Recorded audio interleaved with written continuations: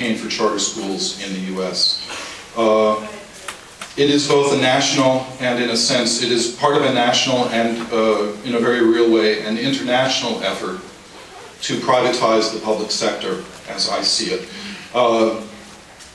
Charter schools begin initially as grassroots efforts by parents and teachers to reform public schools and reform public education. The public education reform movement begins as a movement within the schools. But starting and accelerating in the 1990s, that process is then hijacked by what I call a corporate, philanthropic, political, and academic complex that is using charter schools essentially because vouchers, the initial move was to try to use vouchers as a means of privatizing the public sector, but vouchers wound up having very, very bad PR. And so charters have kind of taken that over with a rhetoric that I'll get to later, a progressive and civil rights, an overlay of a progressive and civil rights rhetoric that is in fact fraudulent and fallacious, but is very, very effective. But charter schools begin as a bona fide grassroots movement emanating from within the public schools, but then have become essentially a vehicle for the privatization of public education, and which corresponds to a broad effort that we've seen globally, really over the past 30 years, to privatize the public sector and privatize what we would call the commons. We have seen both globally, through the efforts of the International Monetary Fund and the World Bank in developing nations, usually by means of a credit crisis. And this process actually began in New York City over 30 years ago with an earlier credit crisis, which started with the near bankruptcy of New York City in 1975, which was essentially a banker's coup and signified the effective end of the New Deal. 5 years before Ronald Reagan was elected president in 1995, essentially capital went on strike.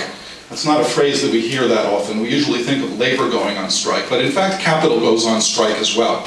And in 1975, the banks, the brokerage houses, and the insurance companies in New York and around the country refused to buy New York City debt. All right? One of the things you'll see in this country is instead of taxing the rich, we borrow from them, which gives them an inordinate amount of power, which I think in fact is one of the broader issues that would ultimately need to be addressed. So rather than taxing the rich, we borrow from the rich, which in fact gives them a tremendous amount of leverage and a tremendous amount of power over public policy in this country.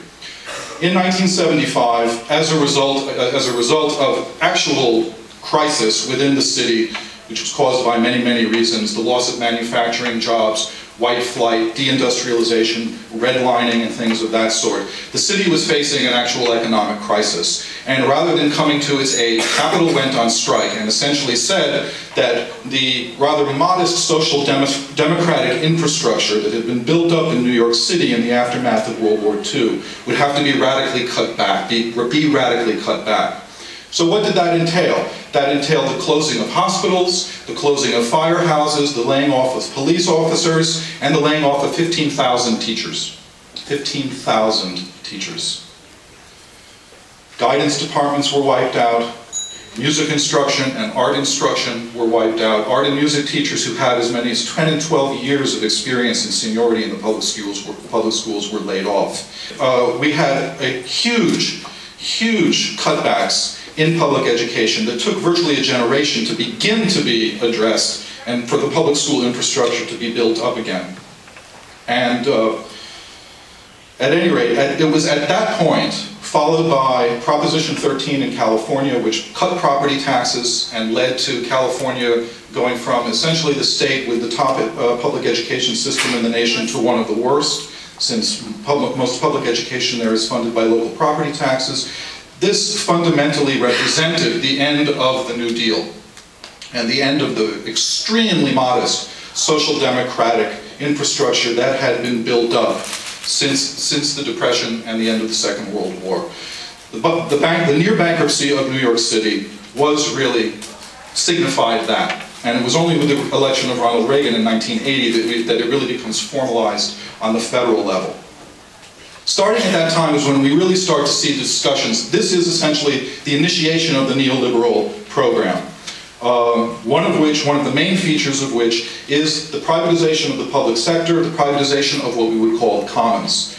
And so we have seen throughout the world, particularly in the developing world, but coming to a theater near you, meaning New York, we're going to be seeing more and more of this here in New York and in the United States, with the current credit crisis that we're facing being used as a rationale and a vehicle for implementing these policies.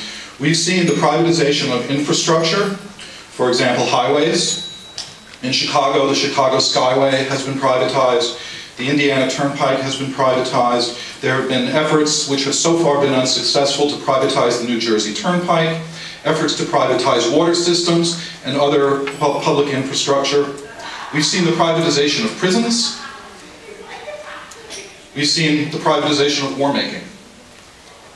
If you look at the background of charter schools and the movement to extend them, what you're essentially seeing is the privatization, before we have the full-scale privatization of the schools, what we've seen, particularly in urban areas, because the cities are the beachhead for charter schools and for privatization. Why is that? Well, the systems are huge, they're sprawling. When privatizers and charter schools go into smaller districts, parents and teachers and administrators clearly see that every dollar given to a charter school is a dollar taken away from the local public school. That's a little bit harder to see in a huge and sprawling system such as we have in New York. So the initial beachhead has been based in the cities. And in fact, there's a very, very Orwellian process at work. Because what's happened? You had literally decades, if not generations, of the public schools not receiving adequate resources. You've had decades of increasing income polarization throughout the country. And unsurprisingly, along with income polarization, you've seen polarization in terms of academic achievement in various communities. And in this very, very Orwellian alchemy, you've seen who's been blamed for that? The public schools and teachers themselves and their unions. So, who exactly is pushing this agenda? If you look carefully, if you look beyond the pseudo-civil rights rhetoric of charter school operators, you'll find this complex of foundations, corporations, philanthropies, although I'm going to copyright this term, I prefer to call them philanthropies. What you've actually got is this corporate, philanthropic, political, and academic complex, a self-reinforcing, interlocking complex that is pushing these schools. And they've had particular success in Chicago, in New York. They've already had a tremendous amount of success in essentially privatizing the policymaking process, whereby philanthropic donations are used to create the policy proposals that are then taken up by the political leaders in these cities. Again, as I say, particularly Chicago, New York, and Los Angeles as well.